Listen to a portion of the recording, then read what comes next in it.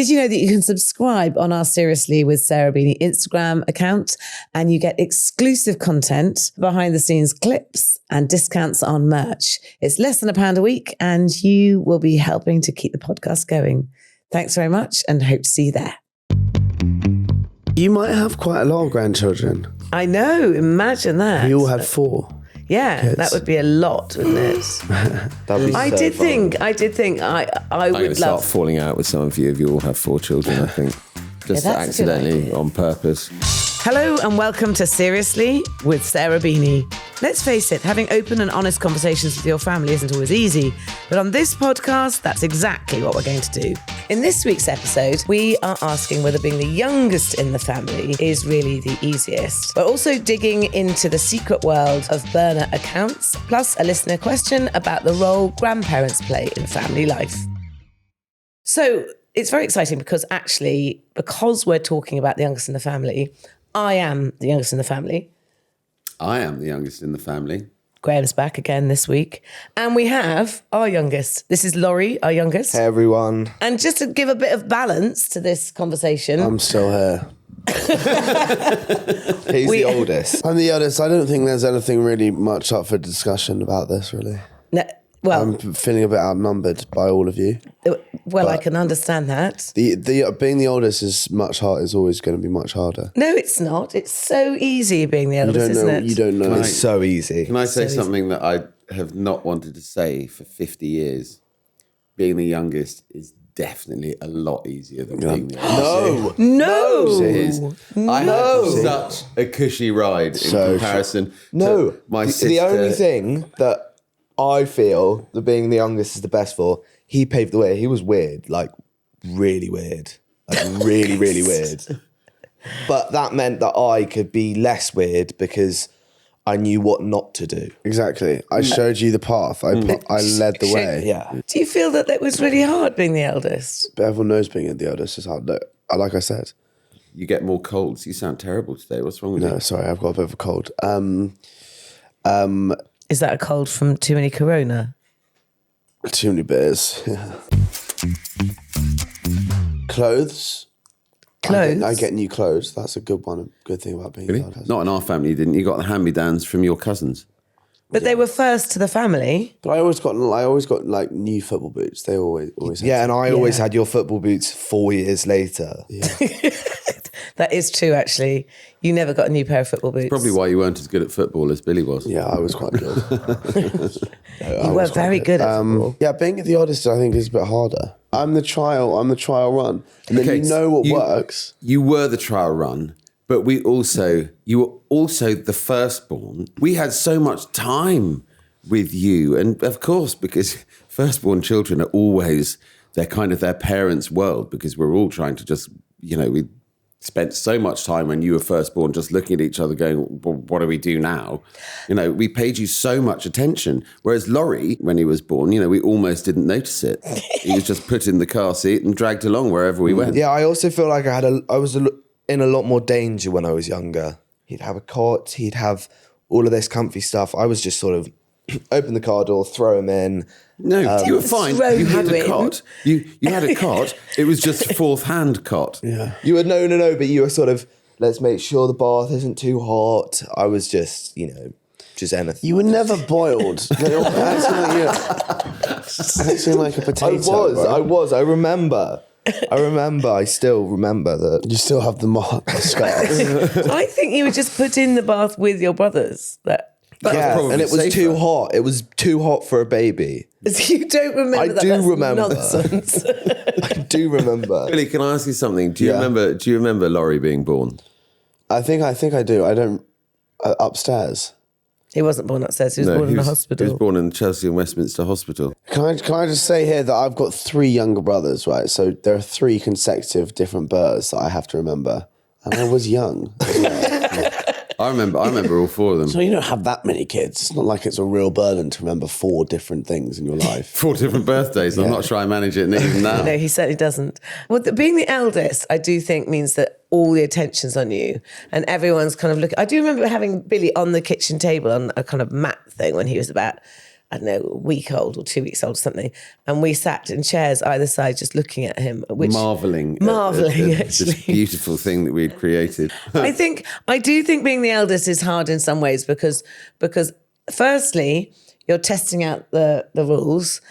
And secondly, parents That's are one testing thing. out You were quite strict on me, and you're not very strict on Laurie. Well, I can't be bothered. They're so strict on me. How are we strict on you? You can literally get away with whatever you like. We were much stricter with your screen time than we are with Laurie's screen time. Yeah, but everything.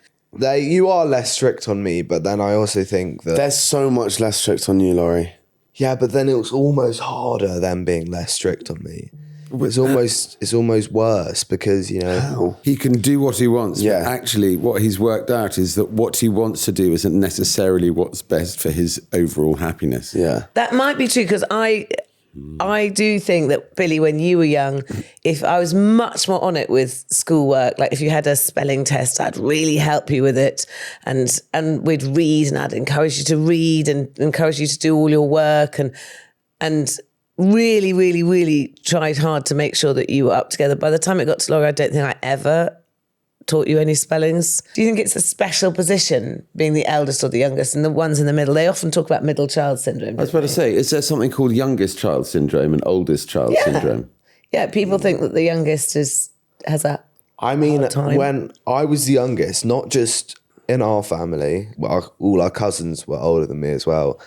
And I do remember them sort of going into a room and sort of going, you know, having fun in someone's bedroom, and they would shut the door on my face and I would have to go. That's the worst thing about being the youngest. That is probably true, actually, because I think as the youngest in my family, I always thought I was fighting for attention. There were only two of you, though. Do you know what I mean? Yeah, It's not really the same. You can't really jump talk in our either. level. You can't talk either.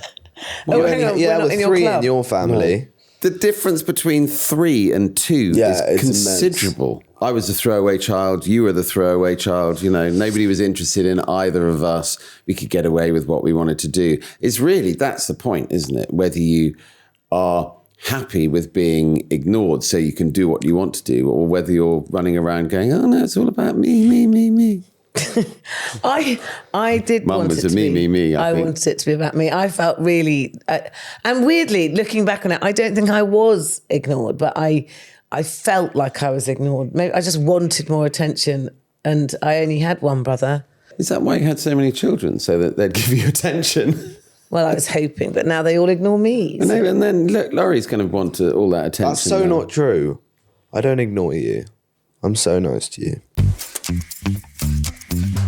So, if I'm honest, I think the best things about being the youngest are that you get away with more. You get to watch cool things on TV. Always been able to watch cool things on TV. Do you think you can twist your way around getting your own way? Yeah, and I think I'm better at sort of getting what I want than all of my brothers, or maybe not Billy, but definitely Charles and Raph. I think I'm better at getting what I want, and I can I know what works and doesn't because these guys have set a path for me. But then the worst things about being the youngest is that the reputation comes down to me. So if someone doesn't like some of my brothers or dislikes them a little bit, I get the same reputation, and they, similar things happen to me. And I also didn't get as much attention. But then I got attention from all my brothers. Have you ever found that? Have you ever found that they go off and do stuff that you're actually not legally allowed to do? Yeah, but he's got a fake ID though.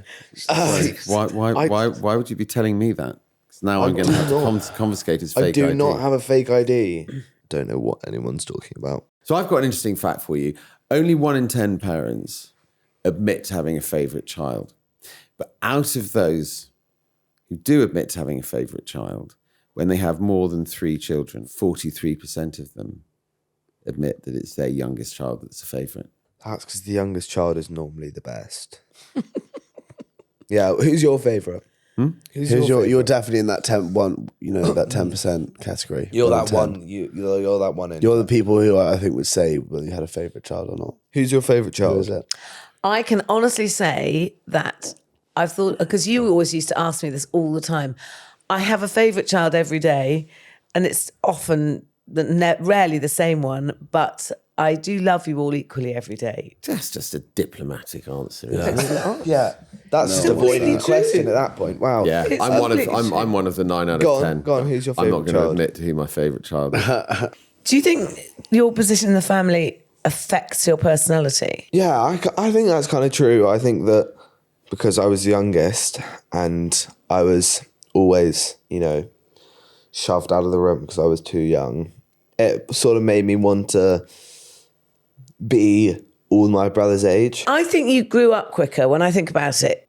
Do you know, it was weird because when I was a child, obviously it was only me and my brother who was 2.25 years older than me, but I always wanted to be as old as him. I always wanted to be treated the same. And I don't know whether it was because I thought he got sort of a better position in a way. And I couldn't work out whether it was because he was a boy or because he was the eldest. But I felt he was considered more relevant than me.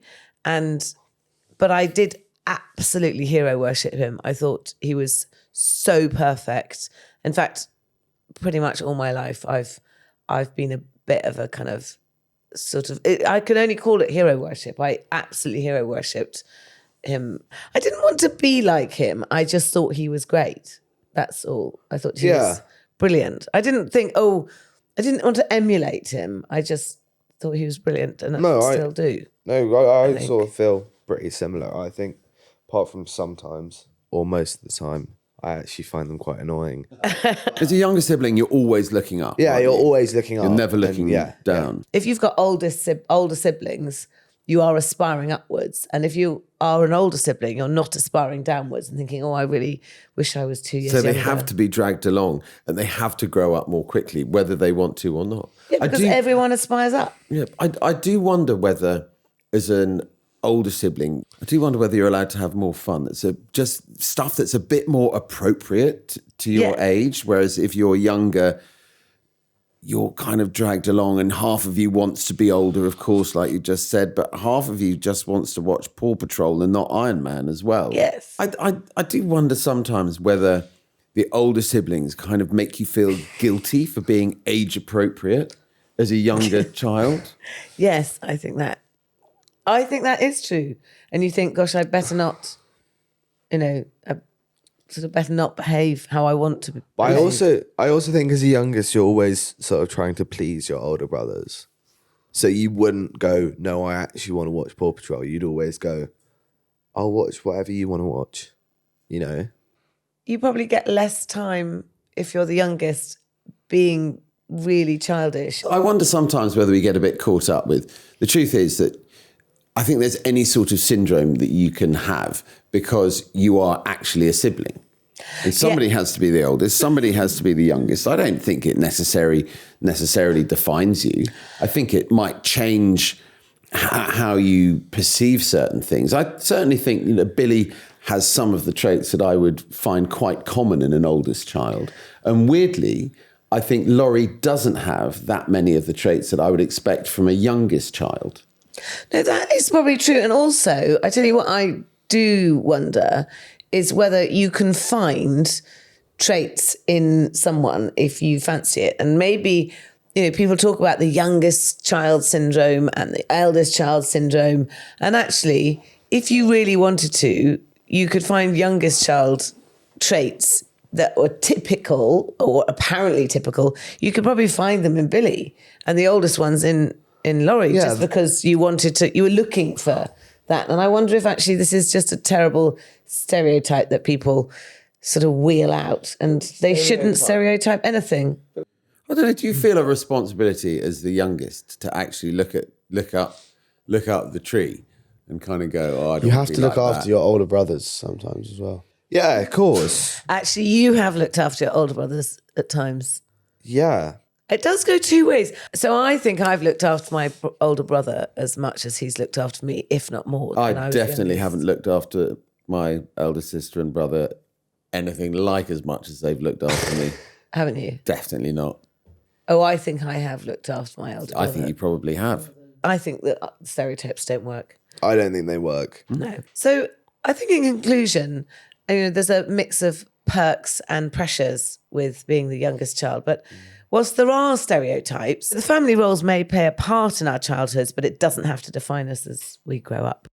Right, that's enough attention on the youngest child. After the break, we're going to be talking about burner accounts, and I'm going to be taking this one, the eldest child.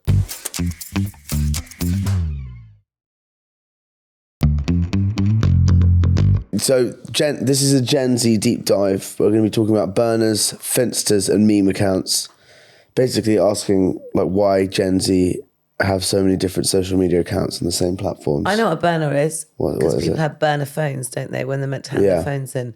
It's like a spare phone. Drug dealers use burner phones. Do they? Yeah. What for? To kind of do their transactions. They're on. untraceable. They're untraceable, that's it. That's the word I was looking for. Thank you. Having watched the number of Hollywood films that I have, I think a burner phone is an untraceable phone. Yeah. They're always the ones that you could break throw out the window and someone drives over them. Hang on, so what were we talking about? Burner? We're talking about burner accounts. So On social media? Yes, that is basically what a burner is. It's when someone has a fake account that they use to kind of be on the internet. Is that so they can be rude to people? Which for a whole load of different reasons. You kind of have, I guess there are different types. So a burner account is a totally anonymous or fake name account, often used to browse or interact without being recognized online. Sometimes used to watch stories, comment on content, or follow things that you don't necessarily want to be associated with your kind of main Instagram. You can go and like look at someone's Instagram without Without them knowing? Without them knowing that it was you. Yeah. So on a platform that is the most irresponsible way of communicating in the world, and you can say whatever you want, we've now got an extension of that. So you can have a burner account, so you can be really vile to everybody that you want to. I mean, there are some like people on Instagram who kind of obviously don't care about the fact that their name is their TikTok account, and so they will be really rude anyway. But people can be rude. Like we on our TikTok, we have people being rude, don't we? And they're not necessarily hiding their identity. It would be pretty easy to find out who they are. Yeah, I've noticed that the last 5 TikToks that you put up, the same person has been really rude the whole time. Yeah. I think maybe that's just because he's decided that he doesn't like us. Yeah, He's the same person who seems to be viewing our video every time. I know some people that have fake accounts so they can go and comment on people's videos without, anonymously. But what, being rude or being nice? Normally being, you wouldn't make a fake account to be nice, would you? You could just. I think it's very odd that you want to. It's awfully cowardly. It's very cowardly. It's also very odd that someone would want to fill their life with. Yeah, but I couldn't be able to. I couldn't do it because realistically, if I was to go on I'm not saying that I necessarily would.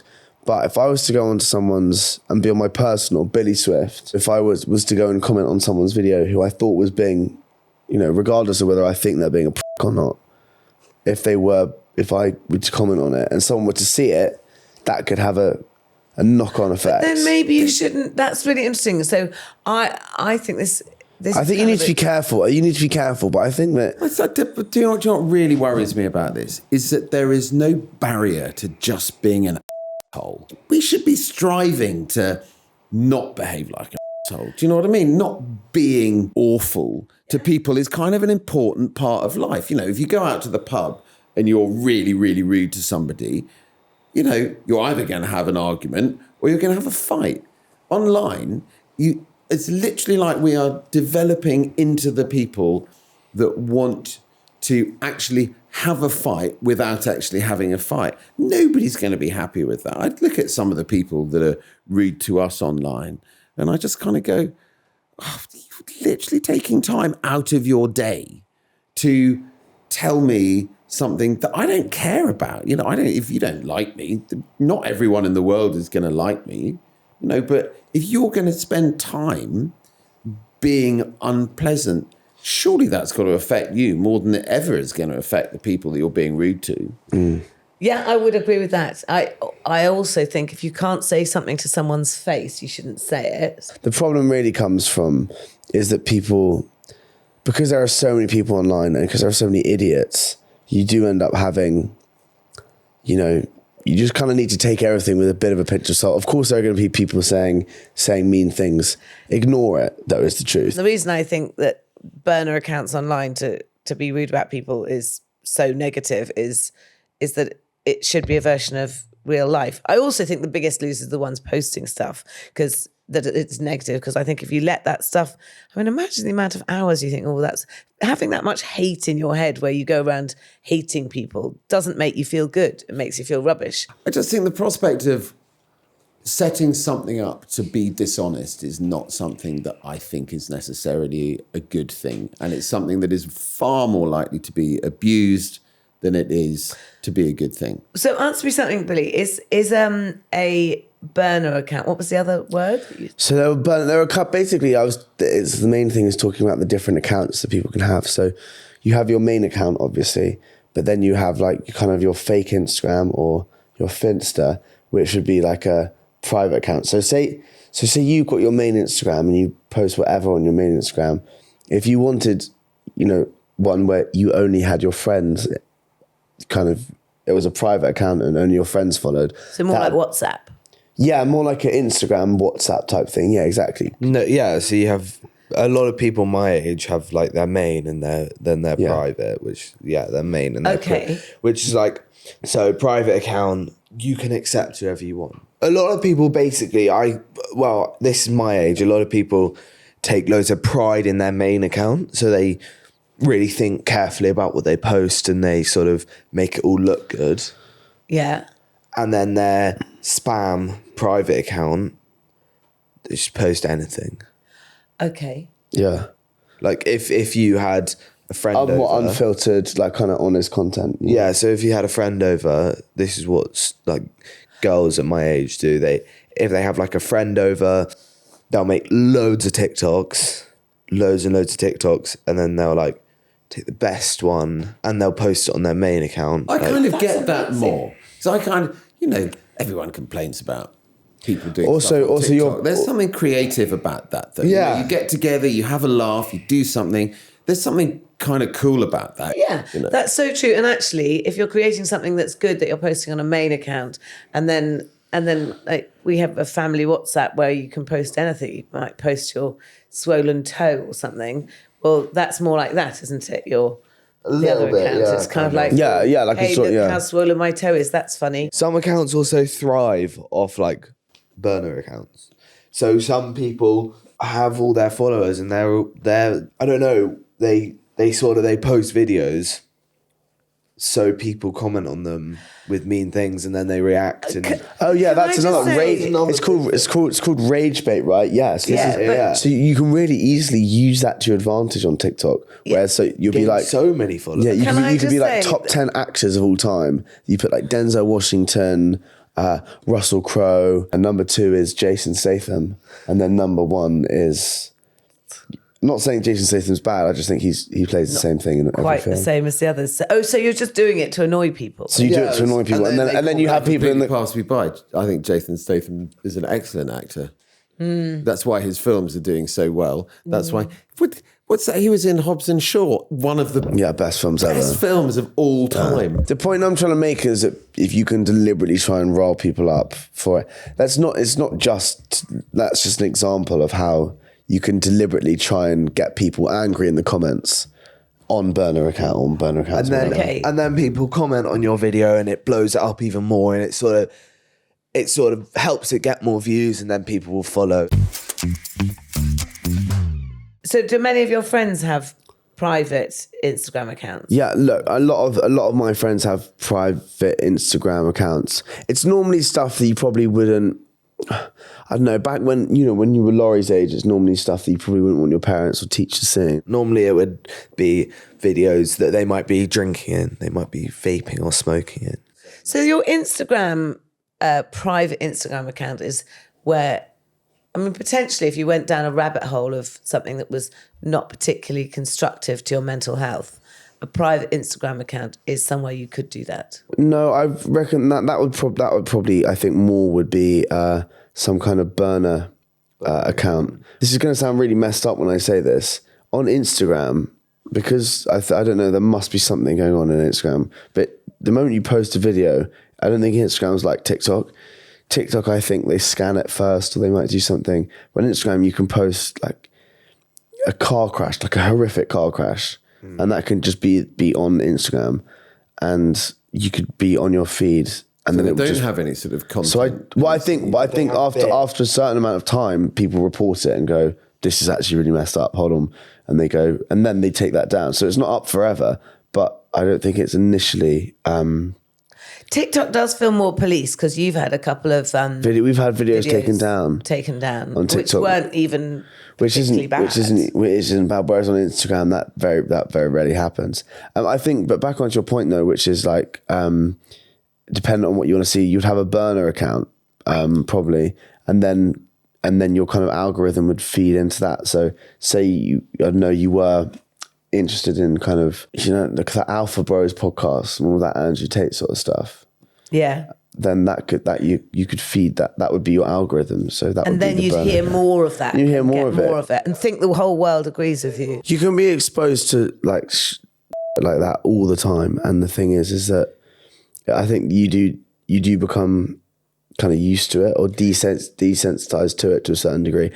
I think the truth is that if you're spending too much time on your phone on Instagram or TikTok, I think that's going to have a negative effect regardless of what you're viewing, is the truth. I think as parents, we were not brought up with social media. It's in your DNA. You understand it. And I think it's impossible to judge your generation and your generation's relationship with social media from our perspective because it's never going to be the same. I do remember my dad being very cross about the violence in films that I would watch, but it didn't make me more violent, aggressive, yeah. And I hand on heart, I wish I could pretend that I'm not worried about social media and the effect that it has on you. I think I worry probably more than I should about it. Every generation has worried about things. So the telephone will have come out, and I bet the generation before thought, "Oh, that's absolutely horrendous. They're going to sit on the telephone." They were worried about the radio. They were worried about the television. All these things have come in, and the generation that didn't have them, when they came in, worried about the next generation who'd have them. Children have a lot of control now. They can create fake accounts. Their parents don't know about it. What's your alternative though? If you're like, I don't think there is an alternative. yeah, so you just sort of have to get on with it. I don't think it's necessarily a bad thing having a fake account. I'm not sure it's a bad thing. What it does need and really needs is it needs a huge amount of trust between parents and children. There needs to be trust. Talking. There needs to be talking, because if your child is beginning to form opinions from stuff that they're seeing online, then you need to be able to speak about that. Yeah. So it's not the burner account that's the problem. No, it's the lack of talking. It's the lack of communication. And the problem is that if you're getting all of your opinions online without anyone challenging you, and not having a safe space to say that in real life, to say your parents and go, "Oh, I was thinking this," and they go, "Oh, why do you think that?" And then engage them in conversation. You don't shut people down. You ask them to open up why. And then you can have a conversation. But more, I don't think you'll ever be able to put the genie back in the bottle. Children will have burner accounts if they want them. You've just got to make sure the conversation gets outside the social media. Children have always had secrets and private lives away from their parents, and they should, and that's okay. And I guess you can't, as a parent, expect to know everything about your children, because that would not be a normal relationship in any way. You just need to make sure that the door is open so that when they get to points where they need a little bit of chat to formulate what they feel, the door's open to have that conversation. After the break, we're going to take a listener question.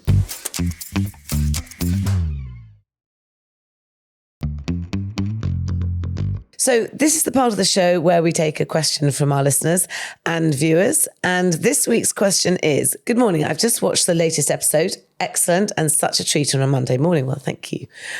I never knew my grandparents, as they died before I was born. And so I've never experienced that particular family dynamic. As a grandparent myself now, I try to be firm but fair, have a listening ear, and be the voice of reason. But being fun is at the top of the list. My question for Graham and Sarah is, what type of grandparents do they hope to be when the time comes for Billy and Charlie? And what would they like? And Laurie, the new But guest. maybe I might be a couple of years after because I'm the youngest. Oh, that's true. And Rafi. So for Billy and Charlie, and what would they like Sarah and Graham to bring to the table as grandparents? Also, what have the boys learned from their own grandparents? Best regards, Ellie. Thank you very much, Ellie, for writing in. Now I'm thinking, that's interesting. So, I haven't until this moment given it a second's thought. no, I talk about it a bit with the We've children. only got one grandmother Yes. left. I reckon I'm going to be a really bad-tempered. I hope I'm a grandfather a little bit like mine. So my dad's mum died an hour before I was born. Probably knew what was which coming. a bit, Knew what was coming. Bit of an auspicious moment. And my dad's dad, I never knew because I was so young when he died. But my maternal grandfather was flipping brilliant, but also he was very quick to anger. I reckon that's just what I'm going to be like. Bit like Papa, the boys, my dad. In fact, I just come from a whole line of males who are very, very quick to anger, I think. So we used to bait my grandfather a little bit. I reckon my kids will try and bait you. I think that'll be Bill. No, the kind of grandfather I want you to be is I want to like despair of you. I want you to like, I want my kids to be sort of 40, like 10 and like 8 and 4. And I want you to be sort of shipping them off to the pub and sort of that sounds like have some brandy in your yes, yeah, and then I want to pick them up and I want to like despair of you and I want to be like, no, that's that's the last time I'm dropping my kids off at your house. And I want them to want to go back. I want them to sort of be like. The truth is, I mean, I love my grandpa. I mean, I really love my grandparents. My parents lived in Ireland. I was at school in England. They kind of had the role of being second parents to me, and I had a very close relationship with my grandmother. But the truth is, grandparents are never parents. You always, as a child, especially as a young child, you want your parents more than anyone else. I think what happens, though, is that because parenting has got more and more relaxed, my parents didn't want to be my friend. They loved me and I had a great relationship with both my parents, but they never tried to be my friend. And I know that my grandparents were much stricter than my parents were. And you kind of get to a stage now as a grandparent where I think my mum's almost taken on the role of going, oh, come on, sit up straight. Hold your knife and fork properly. Don't slouch. Whereas my parents performed that role. So my grandparents could be much more indulgent to their grandchildren. Whereas now I think that, because of the nature of parents now, because we're all running around going, oh, darling, please be my friend. I think that grandparents having to go, God, could somebody teach these children some discipline? Do you think your mother despairs? Do you think Granny despairs of maybe the a little lack of bit discipline? sometimes? Yeah, maybe a bit. But she's quite good because she's prepared to talk to you about it all. Yeah. And she has a laugh with you as well, doesn't she? And So she is the she's the only grandparent left, so she is the matriarch of that's. Yeah. But she's very, very interested in her grandchildren. I would say, for somebody who has her own life to lead, she's also very, very, very agile mentally and physically, isn't she? So, but I don't know. I think as a grandparent, I'd love to think that I would be able to have a really close relationship with grandchildren. You've already spoken about the fact that you're going to get yourself a motorhome so that you can spend 4 months of each year with your differing children and look after your grandchildren. 3 each. Sorry, did I do the bad maths there? Yeah. Sorry, everyone. You might have quite a lot of grandchildren. I know. Imagine that. We all had 4. Yeah, kids. That would be a lot, wouldn't it? That'd be I so did fun. think I I'm going would to start love. falling out with some of you if you all have 4 children, I think. Just that's a good accidentally, idea. on purpose. No, I would like to be. Yeah, I'd like to come and visit I'd like to make it easy. One thing I do recognise is that the more you see children, the better the relationship you have with them. And so I think like my grandparents, I really like my grandparents, but I did see them, not that often because they were miles away.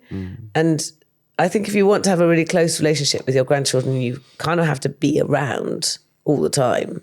And like, I've got a really close relationship with my nephews, but that's because I saw them all the time, non-stop growing up. Yeah. And I don't think you can replace that with amazing visits. Maybe you can. I don't know. Well, I actually agree with Laurie. I think you both need to be kind of, you need to be leading your grandchildren astray, I think. Oh, that'd be easy. I don't know if your other halves will be that pleased though. No, I know, but that's the plan. That would be why. That would be why you were. Can I let you into a secret? Yeah. You don't want grandparents that lead you astray. You think you do because you don't have children. What you actually want is somebody to do some of the discipline so that your entire life isn't telling your children what not to do. Okay, that's fair. You know? So, or else they'll just end up like you because we didn't tell you what not to do enough. Yeah. You know? No, but I want grandparents to sort of, pick me up from school and take me to the pub. I think that sounds, and I want that. I know that's what my kids are going to want. So why didn't you could be that sort of. I think you had not enough rules at home. You certainly didn't need grandparents with even less rules. I mean, that would have been a disaster. Yeah, no, that's probably pretty true. Yeah.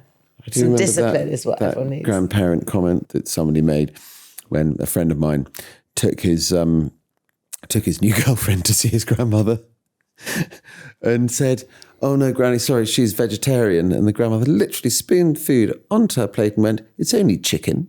That's the sort of grandparent I think I'll probably be. Just have a small amount. Nonsense.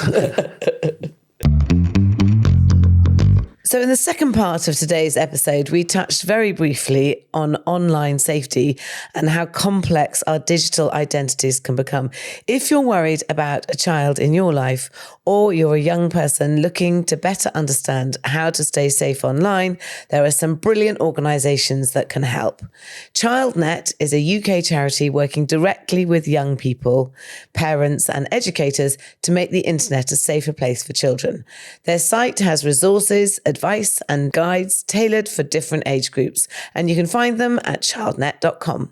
The UK Safer Internet Centre provides tips, reporting tools and support to help people navigate the online world more safely. It's also where you can report harmful content. Visit saferinternet.org.uk for more. Well, thank you very much, everyone. And thank you, Laurie. Very good guest. Thank you, yeah. Thank you to our other guests, Graham and Billy, the guests. Yeah, thanks for listening, everybody. Yes, thank you very much for listening. And that was really fun. Laurie, I think you're rather good. Do you think you could come back? Yeah, I'll Chance come back. Your name on the wall I'd love one to day? come back. I'll come back. I tell you what, I'll come back if I get my name on the wall. Oh, Hey. they've put months in and they haven't got their name. You are not going to jump the queue for the name on the wall. No. But I'm the youngest. not. I'm the favourite. If you'd like to submit a topic for us to discuss, please email us. The address is mail@seriouslywithsarahbeanie.co.uk. Seriously was created by me, your host, Sarah Beanie, and our producer, Jonathan Profaska. The show is recorded and edited by Jonathan Profaska and Christian Kay.